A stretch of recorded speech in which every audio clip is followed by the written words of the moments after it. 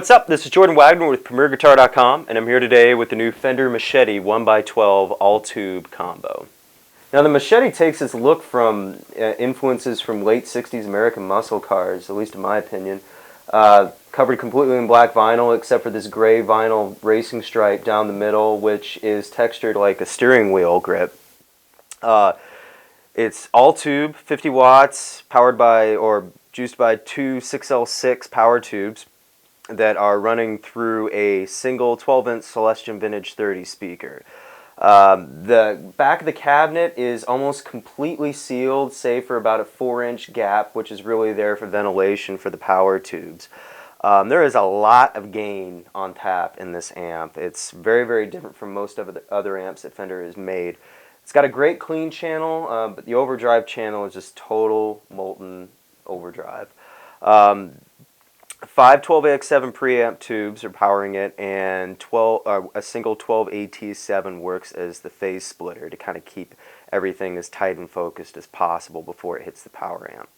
Each channel has a dedicated 3-band EQ, preamp gain, master volume, and something called a notch control, which lets you sweep through a pretty big range of mid-range settings. You know, so it's kind of allowing you to be able to tune the guitar that you have to the amp itself. In case, you know, if you have like a single coil guitar that doesn't have a whole lot of natural mid-range, you can tune the mid-range frequencies to kind of get it to where you want it so it cuts through the mix a little bit better. Likewise, if you've got something like a Les Paul, which has a very big mid-range hump, you can dial it back a little bit. The clean channel also has pull bright and pull gain boost, and there's a 6 decibel input attenuation switch for people that use active pickups. There's also a digital reverb, which is global, which was kind of weird to see a digital reverb in this amp, considering, you know, that we all know and love how our Fender's tube-driven reverb circuits. But thankfully, this one sounds pretty good, even if it is a digital emulation. Each one of these controls, especially the EQ controls, are very, very, very sensitive. When I was playing it, it really only took very, very small, minute adjustments to get it to sound very noticeably different. Finally, over here on the right-hand side, we've got something called a damping switch, which controls the amount of speaker damping. Set more to loose, you kind of get a you get a looser tone, obviously, but you get a lot more presence. And the farther to the right you get to tight, it tightens up the response, but it also kind of dulls the high end a little bit. So you have to find that happy medium which works for you and the style of music that you're playing. The back panel has a lot of features too. There's an effects loop with individual send and return level controls, and it can also be set as a switchable lead boost if you connect both the jacks together with the patch cable, which gives you a maximum of 12 decibels of boost when engaged.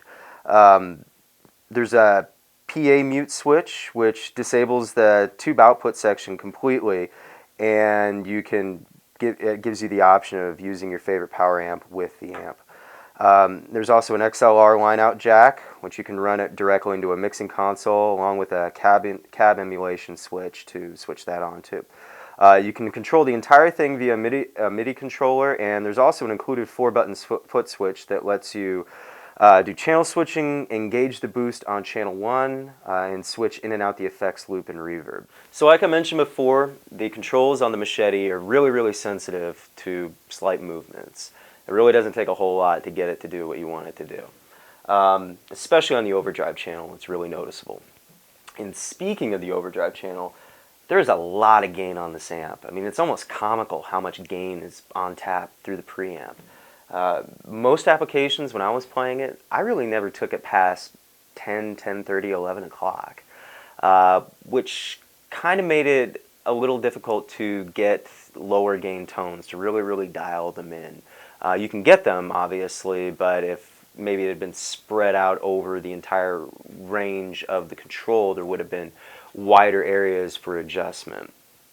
That being said, right at about 10:30, 11 o'clock, is more gain than most people would ever need for any application. So I'm going to demonstrate the amp right now. I have a Gibson Les Paul Traditional, stock pickups, and I have a Fender Classic Player Stratocaster with D. Allen, Johnny Highland signature single coils.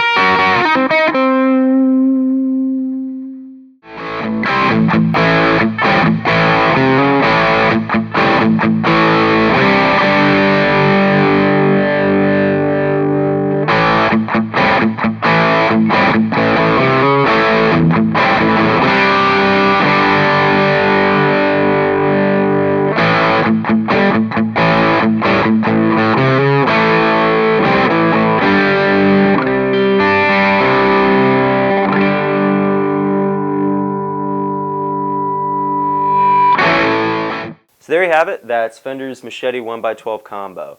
The price is a bit hefty on it. It's $1,900 for this 1x12 combo. So I suggest you go play one, give it a shot, see if it's for you. You can read my full review in much greater detail online as a March web exclusive at www.premierguitar.com. So again, this is Jordan Wagner, and thanks for watching.